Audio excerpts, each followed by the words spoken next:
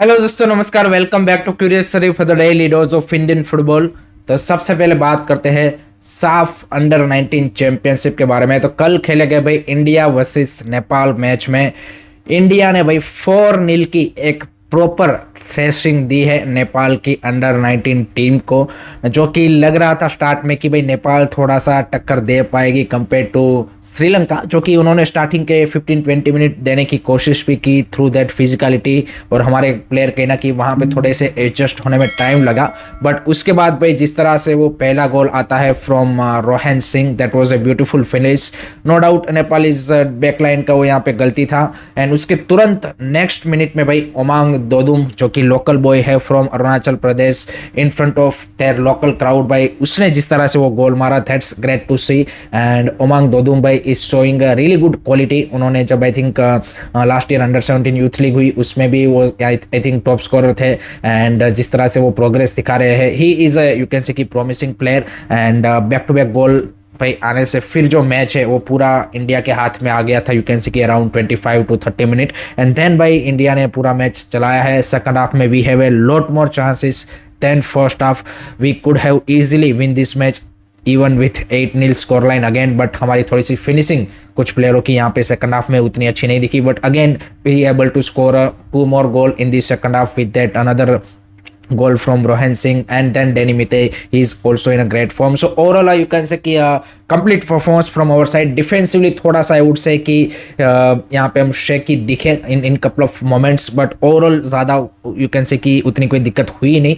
So I think till now in this SAF championship everything is going right for us. On the other side कल जो दूसरा match था Maldives versus Bhutan वाला, वो भी 2-2 से ड्रॉ रहा। एंड ग्रुप ए से भी मालदीव्स यहाँ पे सेमीफाइनल में क्वालिफाई हो चुके हैं, तो वो अब इंडिया को सेमीफाइनल में टेक ऑन करेंगे। सो इंडिया के लिए नेक्स्ट चैलेंज मालदीव्स है, जो कि भी मेरे को नहीं लगता कि उतना टफ चैलेंज है।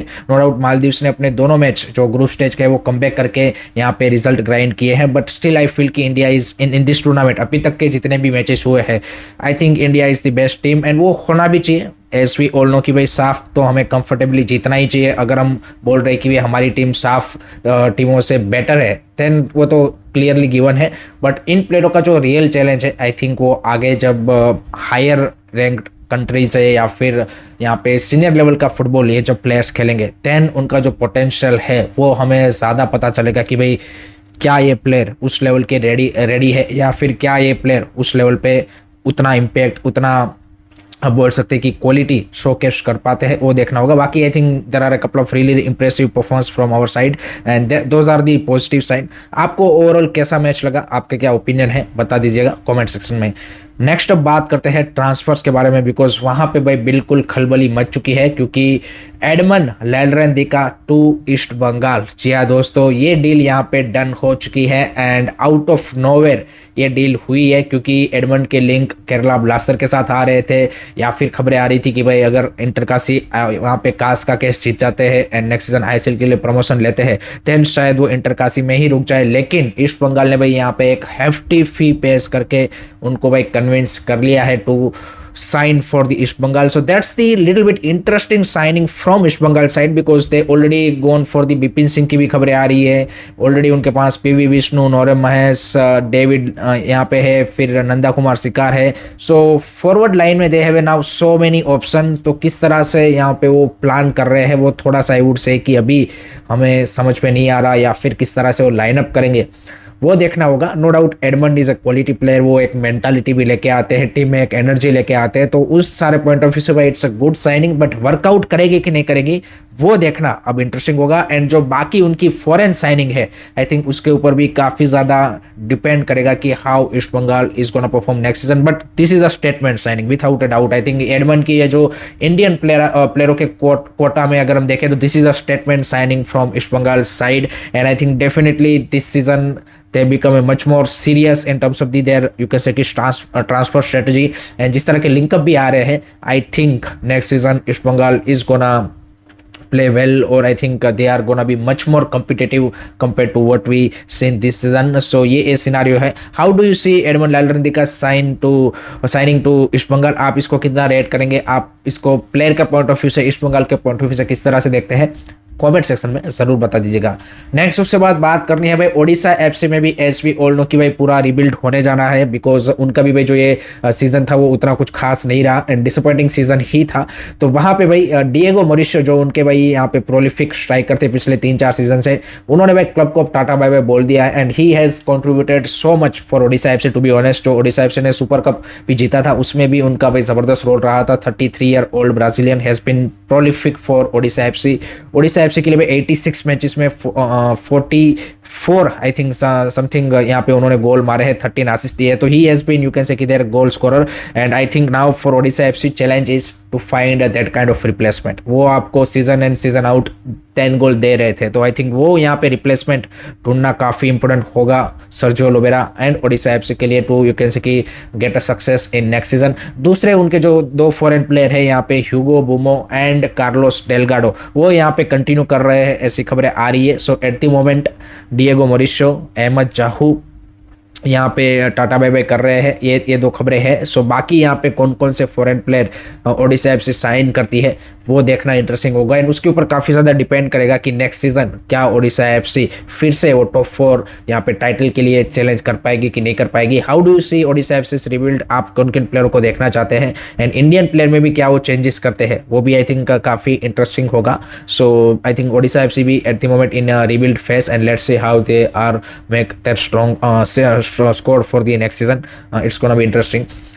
थर्ड बात करनी है भाई ट्रांसफर्स में नॉर्थ ईस्ट यूनाइटेड एफसी के बारे में। तो उन्होंने भी यहाँ पे एक अच्छी खबर आ रही है नॉर्थ ईस्ट फैंस के लिए कि भाई जितिन एमएस के रुकने के चांसेस ज़्यादा दिख रहे हैं, क्योंकि उनका भी यहाँ पे आई थिंक कॉन्ट्रैक्ट खत्म होने को आ रहा है और खबरें आ रही थी कि भाई शायद वो यहाँ पे लीव करेंगे। There are a couple of clubs जो कि उनके लिए इंटरेस्टेड है एंड बिल्कुल होंगे, क्योंकि पिछले 2 सीजन से अच्छी परफॉर्मेंस बंदे ने दिखाई है, is a really good winger. So I think यहाँ पे ये ओबियस चीज़ था, but as we seen from the last season कि भाई नॉर्थ ईस्ट यूनाइटेड एफसी का एक स्ट्रेटेजी रहा है कि वो यहाँ पे कंटिन्यूटी में काफ़ी बिलीव करते हैं एंड जिन प्लेयरों ने पर्टिकुलरली, अगर आपने देखा होगा लास्ट सीजन यहाँ पे अच्छा किया था, उन्होंने उनको इस सीजन कंटिन्यू किया था। तो भाई इस सीजन भी जिन्होंने अच्छा किया है, I think it make no sense कि भाई उनको यहाँ पे आप जाने दे। So I think continuity is very very important to get that success and I think Jithin MS definitely यहाँ पे नॉर्थ ईस्ट में कंटिन्यू करेंगे, तो it would be you can say right step for him also and for the club also. I think it's gonna be a perfect you can say कि way to go you can say कि in next season। so I think वो वाला scene है। so I am seeing कि भाई ये यहाँ पे विन विन डील ही है दोनों के लिए। so let's see कब तक एक्सटेंशन साइन होता है। आपको क्या लगता है कि क्या जितिन एमएस के साथ उनको कंटिन्यू करना चाहिए या फिर कोई नया विंगर लाना चाहिए, बता दीजिएगा कमेंट्स में। लास्ट में बात कर लेते हैं थोड़ी सी वर्ल्ड फुटबॉल के बारे में। तो भाई क्रिस्टियानो रोनाल्डो जूनियर ने भाई पोर्टुगल अंडर 15 के लिए अपना कल डेब्यू किया है अगेंस्ट जापान अंडर 15 टीम।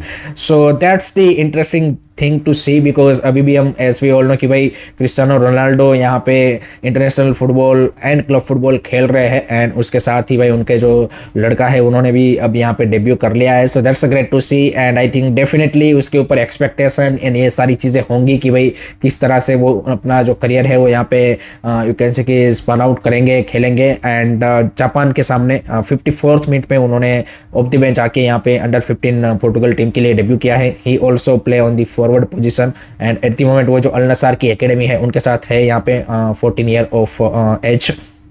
तो देखते हैं आगे उनका करियर कैसे प्रोग्रेस करता है। बट डेफिनेटली भाई जब इतने बड़े प्लेयर के भाई जो बच्चे हैं वो यहाँ पे जब सेम प्रोफेशन में आते हैं, सेम यहाँ पे स्पोर्ट खेलते हैं, तो always they have that extra you can say कि प्रेशर, एक्सपेक्टेशन एंड उसको ओवरकम करना is the biggest challenge for them. So let's see how his career is gonna out. आप किस तरह से इसको देखते हैं, आपके क्या थॉट्स है, बता दीजिएगा कमेंट्स में। So that's it from my side guys regarding today's Indian football news. I hope कि आपको वीडियो पसंद आया होगा। Keep supporting Indian football, don't forget to like, share, subscribe Curious Series। जय हिंद, जय भारत।